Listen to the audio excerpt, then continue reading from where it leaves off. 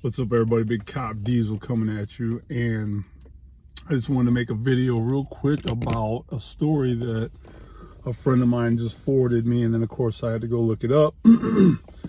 About an armed school security guard who had a negligent discharge. Now the story says it's accidental.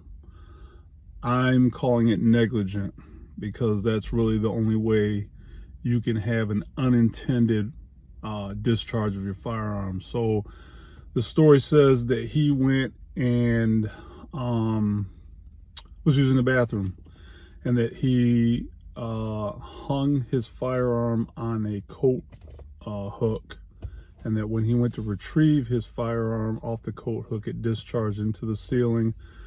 So first of all, thank God nobody was hurt, including this dumbass security guard and no one else. But here's the thing: as someone who has worn a pistol belt, had no issues. So let's get one thing out of the way first, and this is a la Alec Baldwin. A firearm cannot discharge unless you pull the trigger. I'm going to say that again. Firearm cannot discharge unless you pull the trigger. So the first thing that popped into my mind when I saw this story was, why did this guy remove his firearm from the holster?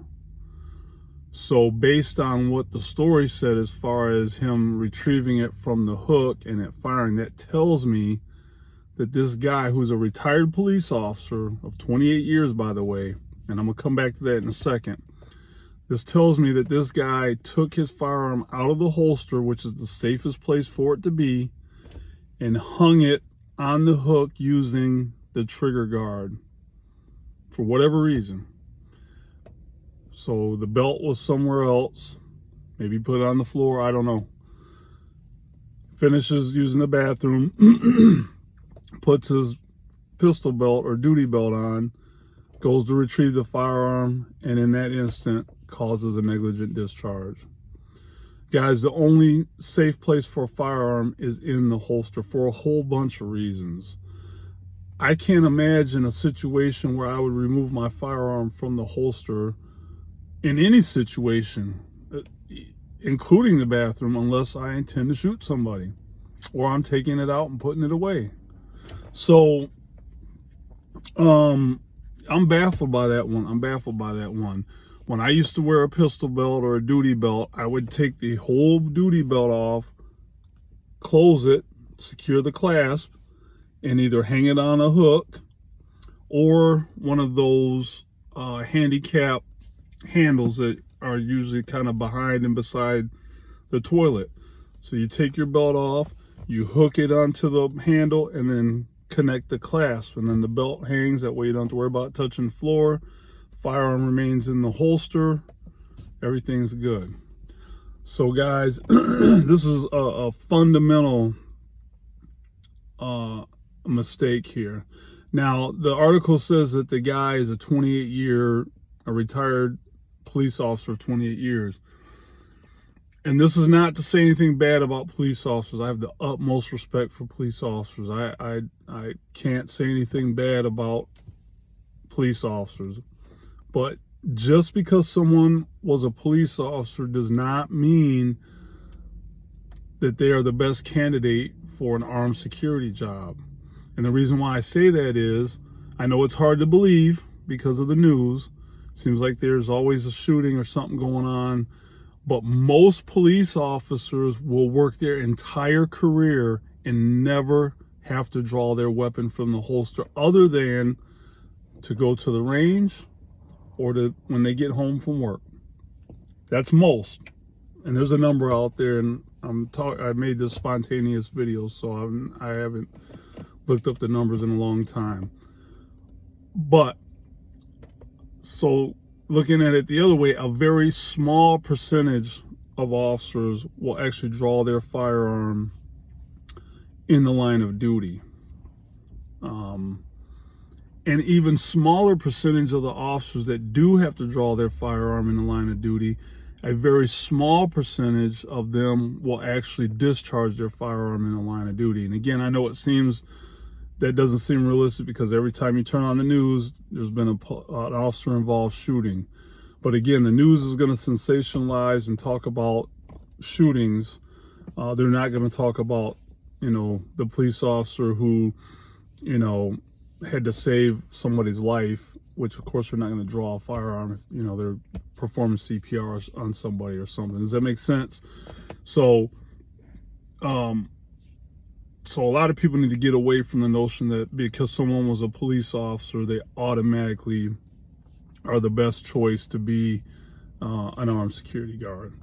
So as someone who has worn a duty belt for part of my career, and who is now providing armed security on a part-time basis for a small private school, I can't imagine a situation where I would ever take my firearm out of the holster again at work, on duty, if you will, unless I am engaging a deadly threat. So guys, just be careful. Know your equipment. Another thing I want to throw in there is there's some shitty holsters out there, and I tell this to my CPL students, and I tell this to people I work with.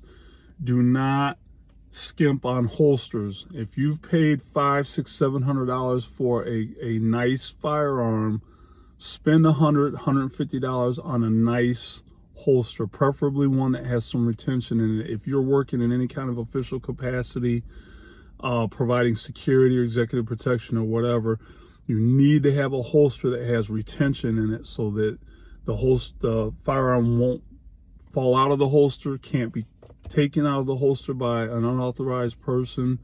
So don't skimp on that, guys. There's a bunch of brands out there. I'm not endorsed by any of them. You got Safari Land, you got CQ, you've got Alien Gear holster.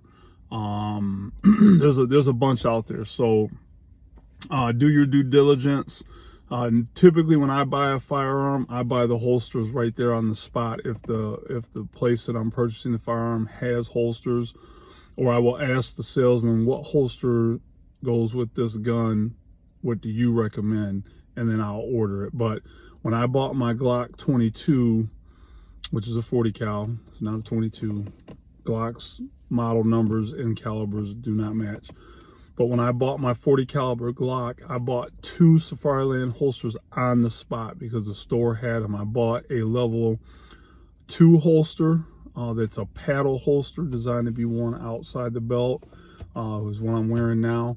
And then I also bought the level 3, the same holster, but in a level 3 with the hood that goes over the top of the firearm, that I secured onto a duty belt that I wore when I was required to have a more tactical. The client wanted outer carrier, and so with an exposed firearm, I opted for the level 3. Okay, that's all I got today, guys. Let me know what you think. Leave me some comments down below. Let me know if you agree with me, disagree with me, or whatever. Other than that, guys, keep your head on a swivel. Stay armed, stay aware, and stay dangerous.